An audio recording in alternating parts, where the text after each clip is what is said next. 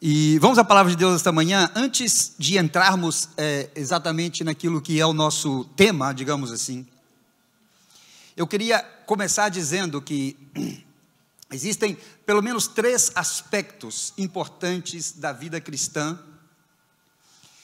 que você jamais pode desconsiderar. Se você é um cristão, se você segue a Cristo, se Cristo é o Salvador da tua vida, a palavra de Deus em Marcos, capítulo 8, e o versículo 34, diz assim: e chamando a si a multidão, com os seus discípulos, disse-lhes: se alguém quiser vir após mim, negue-se a si mesmo, e tome a sua cruz, e siga-me.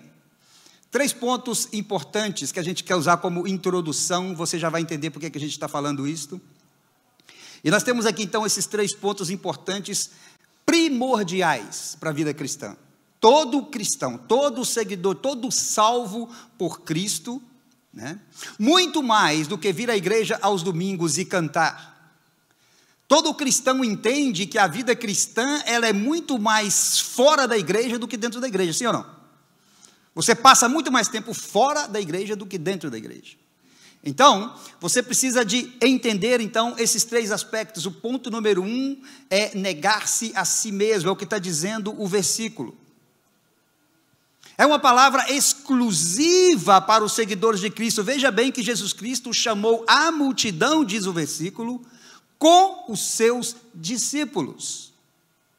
E aí, então, foi o que ele falou: olha, eu sei que tem... Estou parafraseando com as minhas palavras, né? Eu sei que tem muita gente aqui agora, tinha os discípulos, tinha as multidões, tinha pessoas que conhecidas, tinha outras menos conhecidas, mas ele então dirige-se a todos eles e diz isso: se algum de vocês que estão aqui quiserem vir após mim, ou quiserem me seguir, Jesus Cristo é enfático com eles: vocês precisam de fazer essas 3 coisas. É a palavra de Deus para a igreja nesta manhã. Você quer ser seguidor de Jesus Cristo, não se trata de ser membro ou não da Trinity, se trata de seguir a Cristo. Se você quer ser seguidor de Cristo, não se trata do domingo, se trata de todos os dias, todo o tempo. Você precisa de ter essa consciência desses 3 aspectos. Você precisa de negar-se a si mesmo. Isso tem a ver com crucificar a carne com as suas compaixões, com as suas concupiscências, como diz a palavra de Deus em Gálatas. Você precisa de ver que, talvez, se você fizer isto, para o mundo, para aqueles que não seguem a Cristo, você vai parecer uma pessoa estranha, diferente, meio louco, meio religioso. Eles podem te chamar daquilo que eles quiserem te chamar, mas a questão é que você está seguindo a Cristo. O ponto número 2 é tomar a cruz de Cristo, tomar a cruz, porque ele está dizendo isto: tome a minha cruz. Isso aqui só em si já seria uma pregação, ainda mais em uma manhã que nós cantamos tanto e falamos tanto da cruz de Cristo no nosso momento de louvor e na nossa adoração. Quando nós falamos falamos hoje, Maranata, ora vem Senhor Jesus, falamos te esperamos, e é muito bom isso, né? Porque veja bem, quando você está dizendo assim que te esperamos, meu irmão, você pode esperar em Deus. Você pode esperar em Cristo. Quando está dizendo Maranata, ora vem Senhor Jesus, e te esperamos, é uma espera certa. Você pode esperar nele. Existe uma promessa dele para mim e para você, registrada no Evangelho de João, aonde ele prometeu. Ele disse assim: olha, na casa de meu pai há quê? E convém que eu, e se eu for, e voltarei. Para quê? Para que onde eu estiver, vocês também estejam. É uma promessa, você pode esperar. Podem rir de você, já riram muito de mim. Já riram muito de mim quando eu digo, já riram. Pode esperar, porque isto é certo. Então, a palavra de Deus está dizendo, você precisa então de tomar a sua cruz e seguir a Jesus. A cruz de Jesus, o tempo que ele a tomou, que esteve com ele e que ele caminhou com ela, foi o tempo que ele estava então levando a mensagem da cruz. Nós precisamos, o que é isso, pastor? O que é tomar a minha cruz e seguir? Tomar a cruz de Jesus e seguir a Jesus é tomar a mensagem da cruz e levar a mensagem da cruz aonde você quer que vá. E o último ponto é, então, seguir a Cristo, né?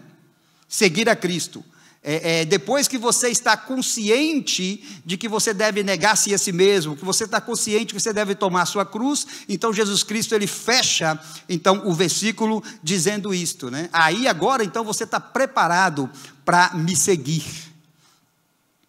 Conscientes disso, nós estamos, então, preparados para seguir a Cristo. Você não pode pensar ou ter a pretensão de ser cristão sem desconsiderar esses três aspectos. Se você é um cristão, você precisa de entender isso, e você precisa tomar isto, você precisa de negar-se a si mesmo, você precisa tomar a sua cruz, você precisa de seguir a Cristo. Quantos estão ouvindo a palavra de Deus esta manhã? Agora sim entramos naquilo que temos para você hoje como a palavra para a nossa meditação. Vamos a Hebreus capítulo 11, e eu quero ler do versículo 23 ao 29, Hebreus 11, nós vamos ler do versículo 23 ao versículo 29, a palavra de Deus diz assim: pela fé, Moisés, apenas nascido, foi ocultado por seus pais durante 3 meses, porque viram que a criança era formosa. Também não ficaram amedrontados pelo decreto do rei. Pela fé, Moisés, quando já homem feito, recusou ser chamado filho da filha de Faraó, preferindo ser maltratado junto com o povo de Deus, a usufruir prazeres transitórios do pecado. Porquanto considerou o opróbrio de Cristo por maiores riquezas do que os tesouros do Egito, porque contemplava o galardão. Pela fé, ele abandonou o Egito, não ficando amedrontado com a cólera do rei, antes permaneceu firme, como quem vê aquele que é invisível. Esta é a palavra de Deus. Pai, no nome de Jesus, estamos diante da tua palavra, que ela seja suficiente para as nossas vidas, em nome de Jesus nós oramos. Amém.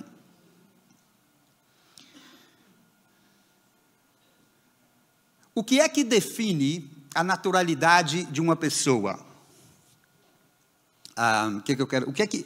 O que é que define a naturalidade? Ou seja, você é brasileiro, você é português, você é boliviano, você não sei, de outros países, canadenses, você é de outro país. O que é que define que você é deste país é o fato de você ter nascido nesta nação.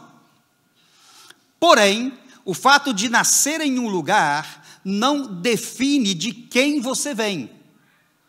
Você pode nascer em qualquer país, você pode adquirir uma cidadania de qualquer país, e você vai se tornar um cidadão natural daquele país, ou um residente daquele país.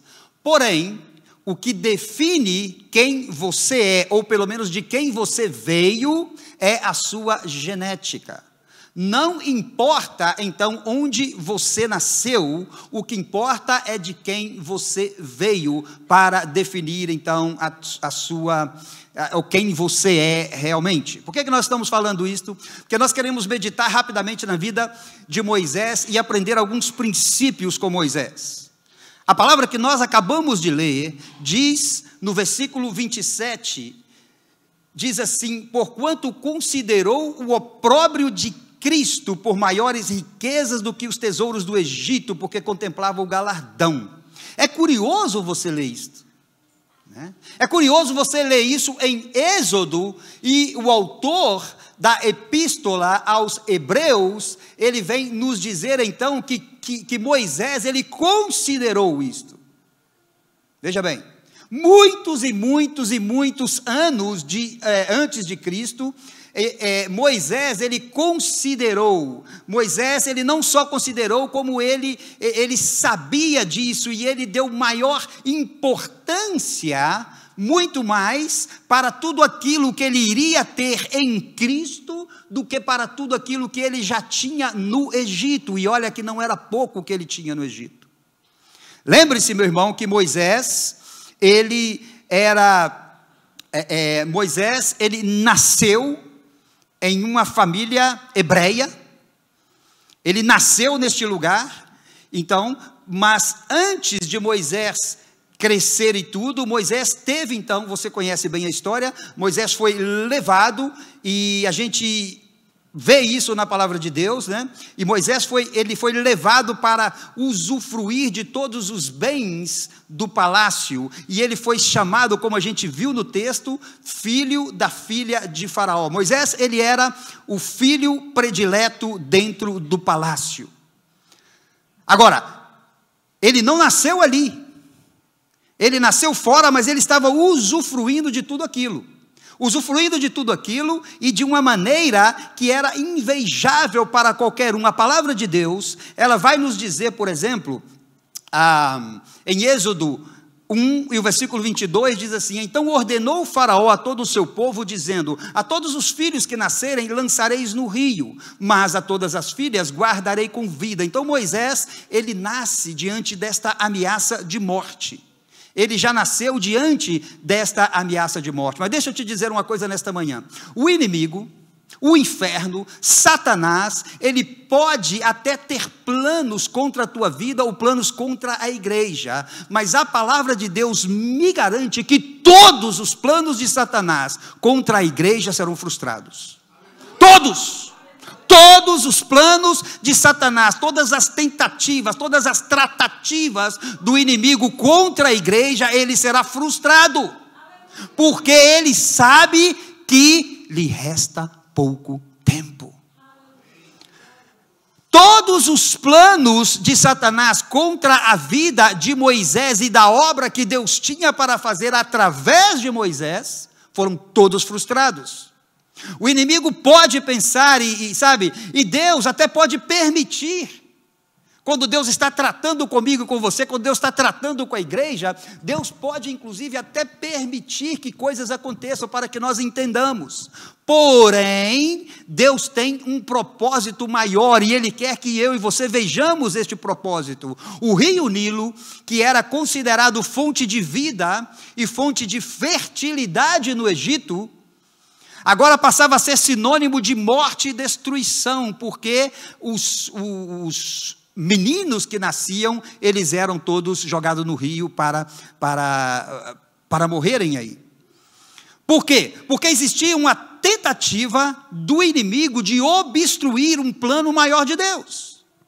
Existia uma tentativa do inimigo de obstruir algo que Deus faria no futuro, que era muito maior. Então, da mesma maneira que Herodes tentou fazer com Jesus, também aconteceu isso com Moisés. Capítulo 2, versículo 10 de Êxodo, diz assim: e sendo o menino já grande, ela o trouxe à filha de Faraó, a qual o adotou, e chamou o seu nome Moisés, e disse: porque das águas o tenho tirado. Não te parece isso até muito cômico? Eu fiquei pensando, muito cômico isto, né? Porque veja bem que o plano de Satanás era obstruir o projeto de Deus na vida de Moisés e na vida do povo de Israel. Agora, o rio Nilo, que era símbolo egípcio de fertilidade, agora era símbolo de morte. Agora, me parece tão curioso a maneira que Deus trata disto, veja bem que o próprio rio Nilo, que agora deixava de ser símbolo de fertilidade para ser símbolo de morte, o próprio rio Nilo trouxe para dentro do palácio aquele que Satanás mais tinha alvo de matar, que era Moisés. É curioso isto, né? E por quê? Por que nós estamos falando isto? Porque é curioso, mais que Satanás queira impedir o projeto de Deus, é como que se Deus estivesse zombando de Satanás. E a palavra de Deus diz isso, sabia? A Bíblia diz que Deus, ele zomba daqueles que tentam frustrar os seus planos. Se você não acredita em mim, acredita na Bíblia, que diz do Salmo 2, do versículo 1 ao 5, diz assim, olha bem: os reis da terra se levantam e os governos consultam juntamente contra o Senhor e contra o seu ungido, dizendo: rompamos as suas ataduras e sacudamos de nós as suas cordas. Versículo 4 diz: aquele que habita nos céus se rirá, o Senhor zombará deles.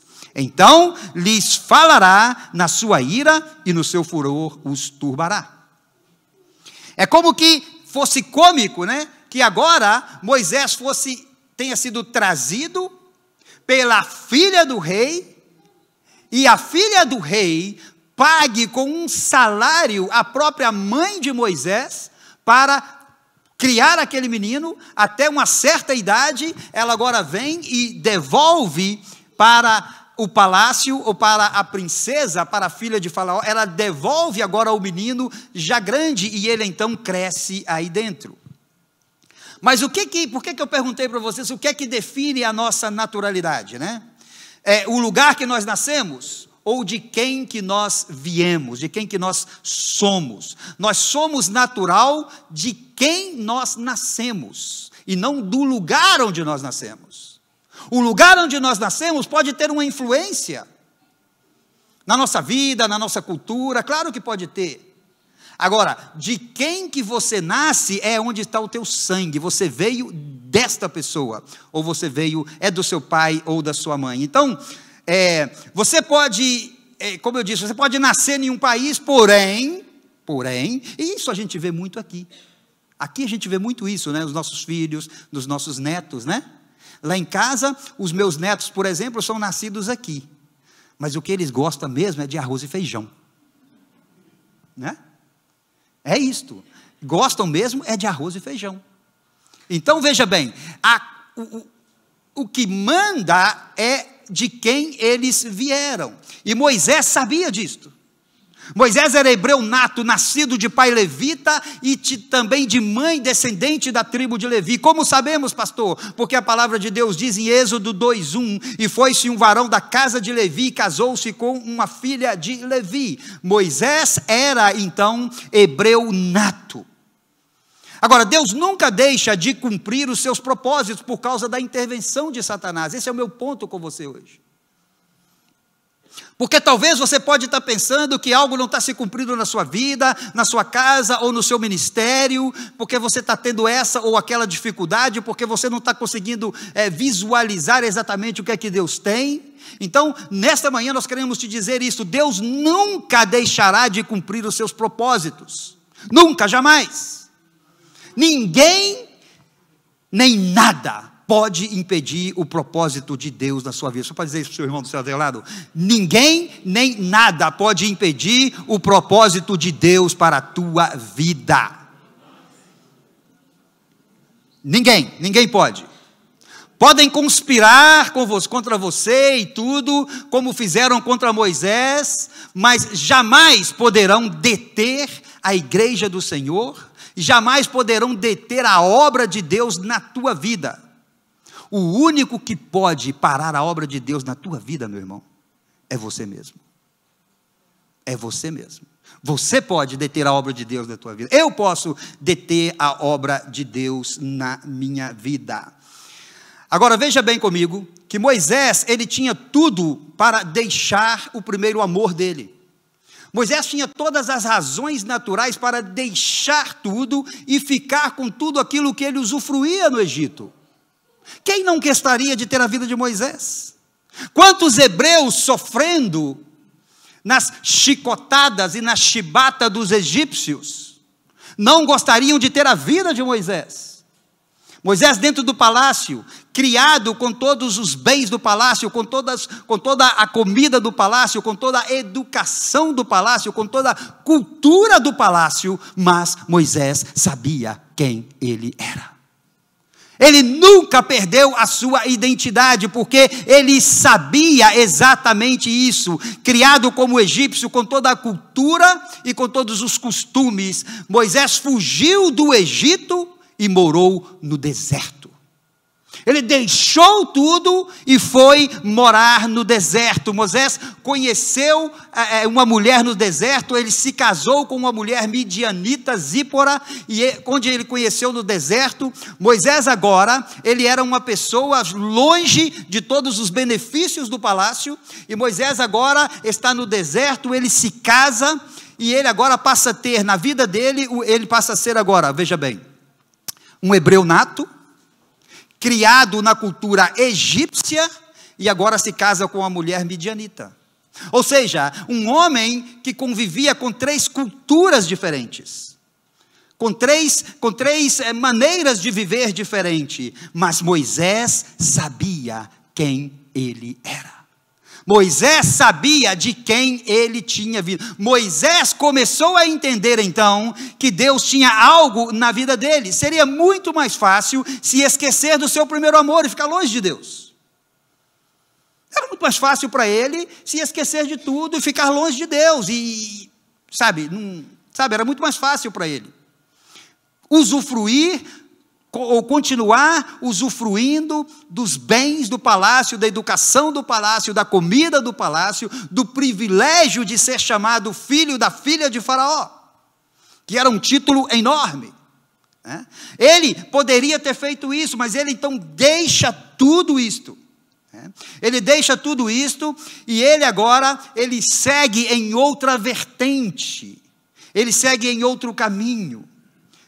E ele começa então a seguir. Moisés nunca esqueceu de quem que ele veio. Moisés talvez, é um pensamento meu, mas talvez Moisés, quando criança, ele lembrava o tempo onde ele viveu na vida e na comunidade da mãe dele, e ele ouvia as histórias do Deus de Israel. E ele nunca se esqueceu disto. Se você foi criado na igreja, como foi o meu caso, mesmo que você vá para o mundo, como também foi o meu caso, mesmo eu estando no mundo, eu nunca me esquecia das histórias que eu aprendia na escola dominical quando eu era criança, jamais, jamais, jamais. Moisés, ele talvez tenha escutado e tenha guardado isso no coração dele. Mas deixa eu te dizer uma coisa, igreja, quem deixa o seu primeiro amor, terá outras paixões. Quem deixa o seu primeiro amor, amará outras coisas. Quem deixa de viver uma vida em Cristo e com Cristo e para Cristo, ele terá outras opções de viver uma vida longe de Cristo, sem Cristo. Essa então é a advertência. A mesma advertência que João, quando ele tem a visão do Apocalipse, é a mesma advertência que Deus faz à igreja de Éfeso, por exemplo. Quando ele então pode dizer à igreja de Éfeso, em Apocalipse 2, versículos de 2 a 5, Deus vai dizer assim à igreja de Éfeso, quando ele escreve as 7 igrejas, uma era de Éfeso, e ele então vai dizer através de João: eu sei as tuas obras e o teu trabalho e a tua paciência, que não pode sofrer os maus, e puseste à prova os que dizem ser apóstolos e não são, e tu os achaste mentirosos, e sofrestes e tem paciência, e trabalhaste pelo meu nome, e não te cansaste. Veja bem, até o versículo 3, tudo aquilo que Deus fala de bem para a igreja de Éfeso. Para seguidores de Cristo ele está falando, ele diz tudo isso: eu sei as tuas obras. Eu sei que você tem trabalhado, eu sei que você tem se esforçado, eu sei que você tem suportado bem, eu sei que você tem feito coisa. Deus poderia estar dizendo para você hoje: eu sei que você tem vindo à igreja, eu sei que você tem ajudado nessa obra, eu sei que você participa do Food Bank, eu sei que você tem um ministério, que você é diácono, que você é do louvor, é da adoração, é do som, é da mídia. Eu sei que você está ajudando a obra de Deus. E é isto que Deus estava falando, mas no versículo 4, não se esqueça que estamos em Apocalipse 2, do 2 ao 5, no versículo 4 ele vai dizer assim: tenho, porém, contra ti que deixaste o teu primeiro amor. Tudo aquilo que a igreja de Éfeso estava fazendo como algo mecânico, ele agora vai atacar a igreja e vai dizer: olha, tudo isso que você está fazendo é bom, mas você esqueceu o seu primeiro amor. Lembra-te, pois, de onde caíste, arrepende-te e pratica as primeiras obras. Quando não, brevemente a ti virei e tirarei do seu lugar o teu castiçal, se não te arrependeres. Quem não quer deixar o seu primeiro amor, precisa de entender que você precisa de correr riscos. Não viver uma vida com Cristo, você precisa entender que você corre riscos por isso. E os riscos até nem são grandes demais, porque no início da igreja, lembre-se que o fato de ser cristão no início da igreja era ser atacado pela sua fé, era sinal de perigo para o governo de Roma e era razão suficiente para ser jogado dentro do Coliseu e morto pelos leões. Isto sim era uma perseguição. Hoje em dia nem é tão mal assim, porque ninguém está nos mandando para a cova dos leões. Agora, quem quer deixar tem que correr risco. Moisés correu riscos. Moisés, para deixar tudo aquilo que ele tinha no palácio, ele correu risco. Lembre-se bem que pelo menos 3 vezes ele correu risco de vida. Primeiro, quando ele defendeu a pessoa do seu povo e ele matou um egípcio. Você lembra da história? O segundo ponto foi quando ele defendeu o hebreu mais fraco e depois ele fugiu para o deserto. Você também lembra dessa história? E depois lá no deserto, quando ele defendeu a sua futura esposa dos pastores malvados, ele sempre correu riscos. Se você deixou o seu primeiro amor para voltar, você vai ter que se arriscar. Onde você está, ou o que você está fazendo, se você deixou, você precisa de renunciar, você precisa de sair da sua zona de conforto, você precisa de entender que você precisa de correr estes riscos, mas presta atenção que muita gente abandona seu primeiro amor para viver simplesmente uma aventura, e como nós falamos antes, quem abandona o seu primeiro amor vai ter diante dele algumas paixões, onde vão convidá-lo a participar destas paixões. Não vale a pena. Não vale a pena. Moisés sabia de suas origens, mesmo antes de haver tido um encontro com Deus. Mesmo antes de ter aquele encontro com Deus, e a gente já vai ter tempo para falar nisso, mesmo antes de ter o encontro com Deus, Moisés, ele já sabia a sua origem, ele já sabia quem ele era. Talvez você entrou aqui hoje e você ainda não está entendendo exatamente a grandeza daquilo que Deus tem para realizar em você e através de você. Moisés estava em dúvidas, ele não conhecia, ele não tinha tido um encontro real ainda com Deus. O Deus que Moisés conhecia era o Deus que ele ouvia falar sobre ele. Mas deixa eu te dizer, meu irmão, que chega um tempo na minha e na sua vida que o testemunho dos outros não sustentam a nossa fé.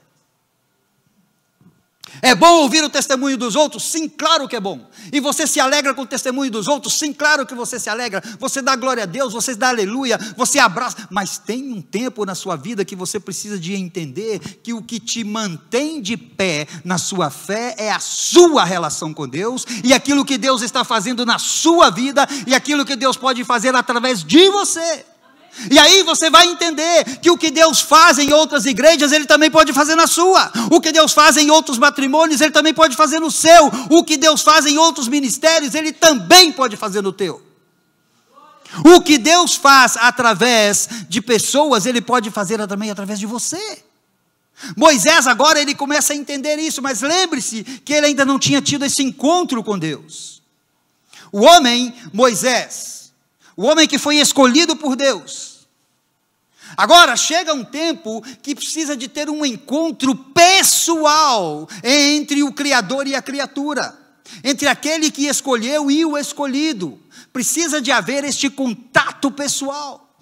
Agora então, Moisés, que nós sabemos que foi um homem predestinado por Deus, né?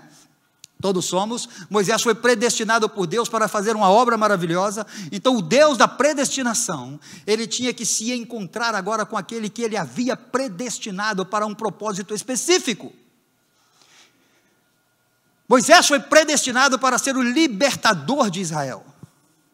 Mas antes de ser o libertador de Israel, Moisés precisava de conhecer o Deus que o predestinou. Você não pode fazer nada na vida cristã se você não conhece o Cristo que você serve. Aí agora chegou esse tempo, e você conhece o texto, nós não temos tempo para ler tudo, mas em Êxodo capítulo 3, narra bem essa história, e o versículo 1, né, quando Moisés chega ali, e a palavra de Deus diz que ele apacentava o rebanho. A melhor maneira de Deus encontrar o pastor é apacentando o rebanho. A melhor maneira. É a melhor, pastores que me escutam nesta manhã. Líderes que me escutam nessa, a melhor maneira de Deus encontrar você é cumprindo o propósito pelo qual Ele te chamou. A melhor maneira, e Deus agora encontra Moisés apacentando o rebanho, apacentando as suas ovelhas, cuidando do seu povo, cuidando daquilo que Deus tinha dado para ele. Ele encontra Moisés caminhando, Deus quer encontrar o pastor caminhando com a igreja. Agora presta atenção nisso, meu irmão, por favor. A igreja precisa saber quem a apacenta. A igreja, você precisa saber quem te apacenta. Senão você vai viver de um lugar para o outro, procurando ser apacentado. Você precisa saber quem te apacenta, quem te leva para pastos verdejantes, como diz o Salmo, para águas tranquilas. Você precisa de saber quem são os pastores que te levam a caminhar por veredas de justiça. Você precisa de saber isto. Você precisa de saber com quem que você está. Você precisa de entender quem está, a igreja precisa entender quem está com ela, com quem ela está, porque se você sabe com quem você está, você vai saber também com quem você não deve estar. Você vai saber com quem você não deve estar. Você precisa de entender quem te apacenta, quem é realmente que está disposto a defender você e a sua casa dos ursos e dos leões. Quem é que está disposto de verdade a defender os teus filhos, a pagar um preço de oração pelos teus filhos? Você precisa de saber onde você está. Moisés precisava disso. Então, a palavra de Deus diz no versículo 3:1, Moisés estava levando o rebanho para o lado ocidental. E assim ele chegou ao monte de Deus, veja bem. Veja bem. Quem não deixa seu primeiro amor, sempre terá visões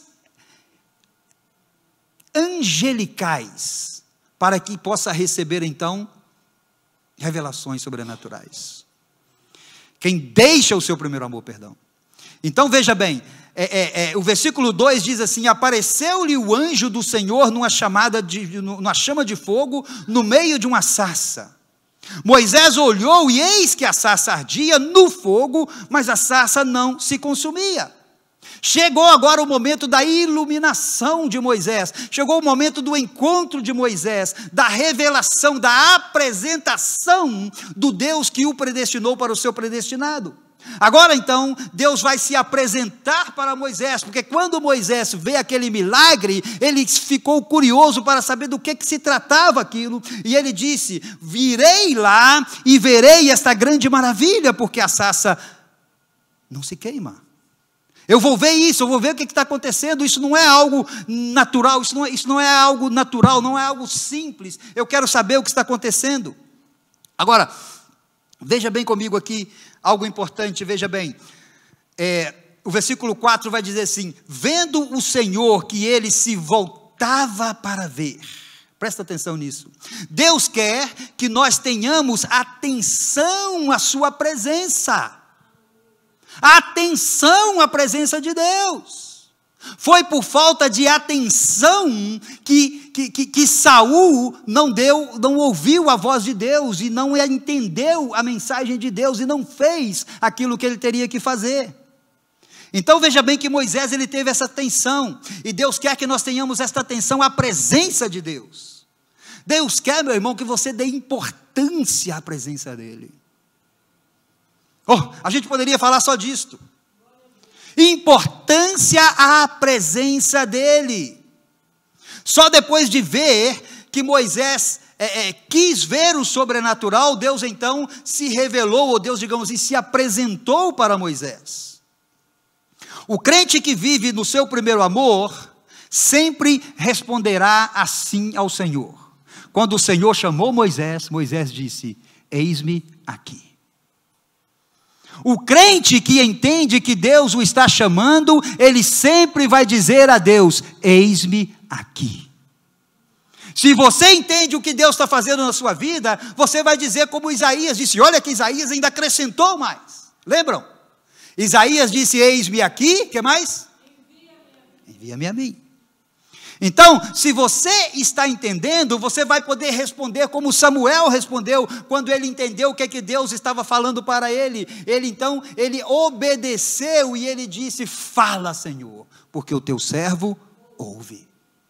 Quando Moisés entendeu isso, era disso que Moisés estava tendo, mas quando Moisés chegou para perto daquela presença, o versículo 5 vai dizer assim, não te chegues para cá. Tira as sandálias de teus pés, por quê? Porque o lugar em que estás é terra santa. Moisés precisava de entender que o Deus sobrenatural que o chamou era um Deus santo. E a obra que Deus tinha para fazer na vida dele era uma obra santa. Meu irmão, Deus é santo, a casa de Deus é santa, o povo de Deus é santo, a obra de Deus é santa, tudo o que Deus faz é santo. É santo. Santo, santo, santo és tu, Senhor. Louvado seja o teu nome. O monte era santo. Agora veja bem, por que o monte era santo, pastor? O monte em si, geograficamente, não tinha nada de santo nele, meu irmão.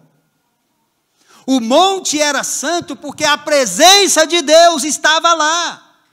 E é isto que trazia santidade ao monte, não se tratava simplesmente do ponto geográfico. O que era santo não era a sarça que estava ardendo. O que era santo era a presença de Deus que fazia com que a sarça ardera. Não pode ser o lugar que é santo, meu irmão. O lugar é santo porque você chegou aí.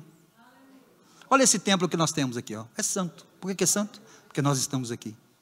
Amanhã ou depois, talvez a gente já não esteja mais aqui mais, e outras pessoas vêm aqui e tem outro tipo de negócio aqui. E o santo será o lugar onde nós estivermos. Porque é santo, porque nós estamos aí, não é o ponto geográfico. O lugar santo nunca pode ser o ponto geográfico, não são as quatro paredes. Ainda que os religiosos quiseram fazer isso no tempo de Jesus, Jesus próprio não permitiu. Em João capítulo 2, nós vemos essa história, porque ele chegou para Jesus, e Jesus então pôde responder no versículo 19 de João 2, Jesus respondeu e disse-lhes: derribai este templo, e em 3 dias o levantarei. Disseram, pois, os judeus: em 46 anos foi edificado este templo, e tu levantarás em 3 dias? Mas ele falava do templo de seu corpo. Quando, pois, ressuscitou dentre os mortos, os seus discípulos lembraram-se que ele lhes dissera isto, e creram nas Escrituras e na palavra que Jesus tinha dito. Ainda no encontro com a mulher samaritana, o que foi que ele disse? A mulher estava louca, perguntando qual era o ponto geográfico da adoração. O que foi que Jesus falou para ela, lembram? Deus está buscando quem? Os adoradores que o adoram em espírito e em verdade. Moisés precisava de entender isto. Meu irmão, você precisa de entender que antes de Deus fazer alguma coisa através de você, Ele primeiro tem que fazer em você. Você não pode misturar isto, não pode misturar isto. Ele tem que fazer primeiro em você, e era assim que Deus precisava de fazer como Moisés, e Deus então se apresentou para Moisés. Versículo 6, eu sou o Deus de teu pai. Eu sou, quem é esse que está fazendo isto? O que está acontecendo aqui? E já se apresenta a ele: eu sou o Deus de teu pai. Você lembra, por que eu estou falando para vocês que Moisés precisava de entender, e você e eu precisamos de entender que o ponto geográfico não importa para nós, o que importa é filhos de quem nós somos. Somos filhos de Deus. Ainda que o inferno queira fazer você calar com relação a essa verdade, você sabe que você é filho de Deus. Então, Moisés precisava de entender isto. Eu sou o Deus de teu pai. Esta é a melhor apresentação para um filho. Melhor apresentação para um filho, né? Melhor apresentação, sim, pastor Alê, para o Alezinho é saber quem é o Deus do pai. Porque ele sabe quem é o Deus do pai, porque a vida do pai o inspira. E porque a vida do pai o inspira, quando Deus se apresenta como Deus do meu pai, ele fala: ah, tá, esse eu quero para mim. O Deus do meu pai eu quero para mim. Então Moisés ouvia as histórias e agora, tu és o Deus do meu pai, então realmente eu quero saber o que o Senhor tem. E Deus continua, eu sou o Deus de Abraão, Deus de Isaac, o Deus de Jacó. Moisés então, ele escondeu o seu rosto, talvez porque a presença era tão forte, ou muito mais do que a presença de Deus era tão forte, foi Moisés entender que a presença dele não era nada. Meu irmão, quanto mais você se aproxima de Deus, quanto mais você entende a santidade de Deus, mais você entende que você não é nada. Nada. E foi isso então que ele entendeu, talvez por medo, mas ele chegou aí. Ele estava conhecendo agora a Deus naquele momento. O Deus que ele tanto ouvira falar, o Deus que ele ouvira falar sobre ele, que talvez tenha escutado tantas experiências, mas é isso que nós estamos falando para você. Chega um momento que o que vale é a sua experiência com Deus. O que te mantém é a sua experiência com Deus. O que me manteve com a minha família vivendo fora do país e passando tantas situações difíceis. O que me mantém é exatamente isso, é eu saber de quem eu sou filho. Então Moisés teve temor. A igreja que não tem temor da presença de Deus, vai viver fora da presença.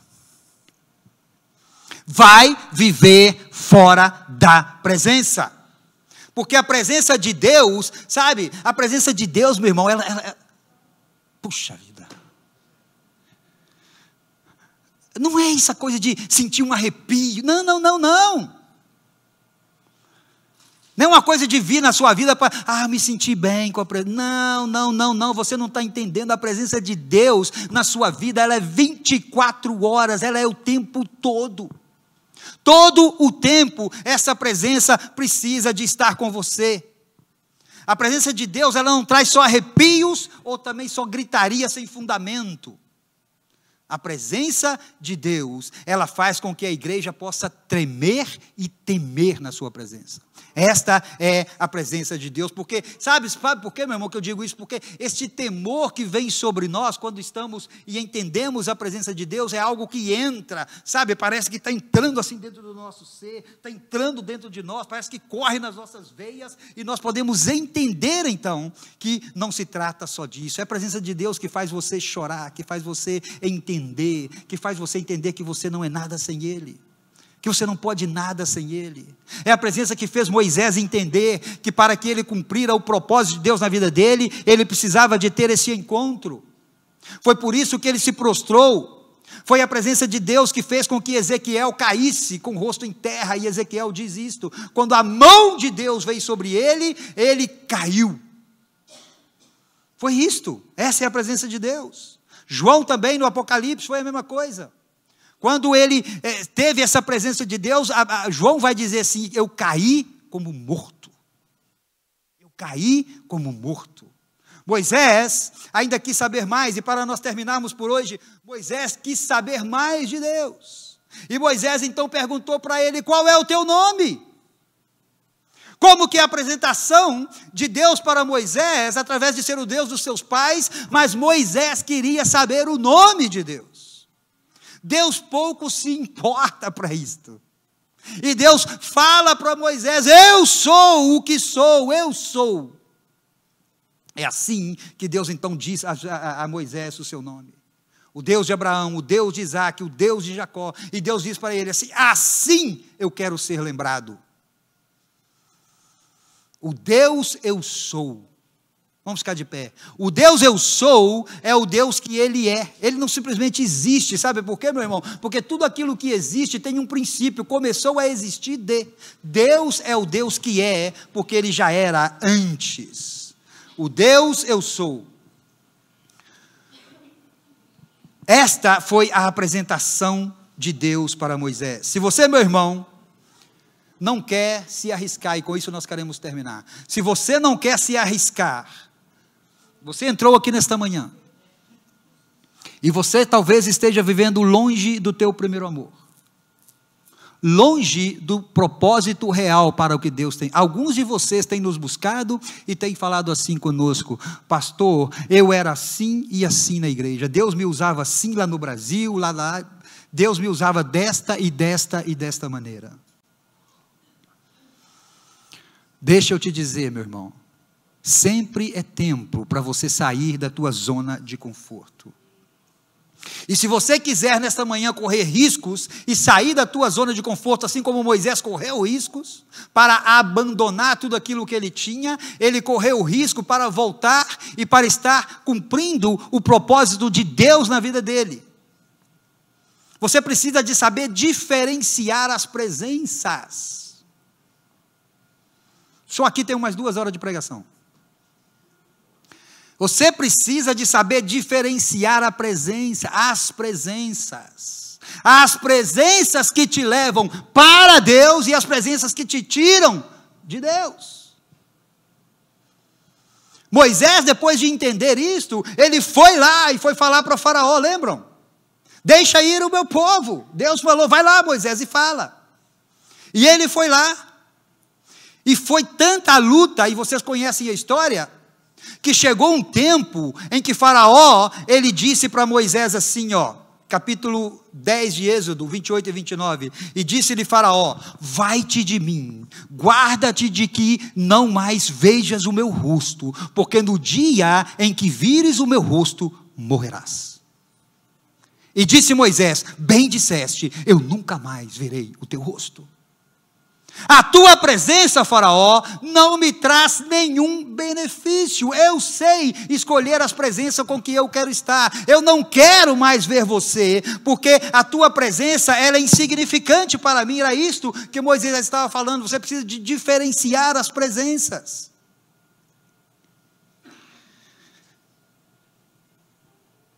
Já a presença de Deus, Moisés quis para ele. E ele correu riscos por isso. Olha, ele correu risco por isso. Mesmo Deus falando que para ir na presença dele, ele poderia morrer, ele arriscou e foi. Na presença de Faraó não vale a pena, na presença do mundo não vale a pena, na presença dos convites que tem feito para você, nos seus negócios, na sua casa, na escola, não vale a pena. Mas na presença de Deus, Moisés correu todos os riscos. E em versículo 24, você pode ler essa história de 12 ao 18, Moisés então, ele na presença de Deus, Deus disse para ele, sobe a mim ao monte e fica lá, porque eu vou te dar as tábuas da lei. Vocês conhecem a história. E mesmo Moisés sabendo que a presença de Deus poderia o consumir, a palavra de Deus vai dizer que Moisés foi lá. Versículo 18, e Moisés entrou no meio da nuvem depois que subiu ao monte, e Moisés esteve no monte 40 dias e 40 noites. Não importa se eu tenho que morrer na presença de Deus, mas eu vou morrer para saber o que Deus quer de mim. Quantos estão entendendo a palavra de Deus? Quantos estão dispostos, se você fecha os teus olhos, se você está disposto a voltar, neste momento eu quero convidar você. Se você quer correr o risco da presença de Deus, mesmo sabendo que o parecer da glória do Senhor, a Bíblia diz que Ele é fogo consumidor. Sabe, meu irmão, se trata de você entrar na presença de Deus e ficar lá, e permanecer lá.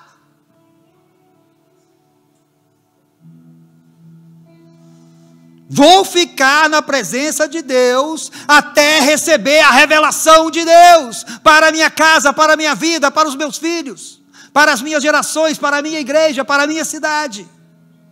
Vou ficar lá. Neste ponto, a única comida que importa é a comida que venha do céu para você. A única comida que importa é a comida que venha do céu para você. E Deus tem alimento para te dar nesta manhã. Pai, no nome de Jesus, te adoramos, Senhor. Louvamos e glorificamos o teu nome.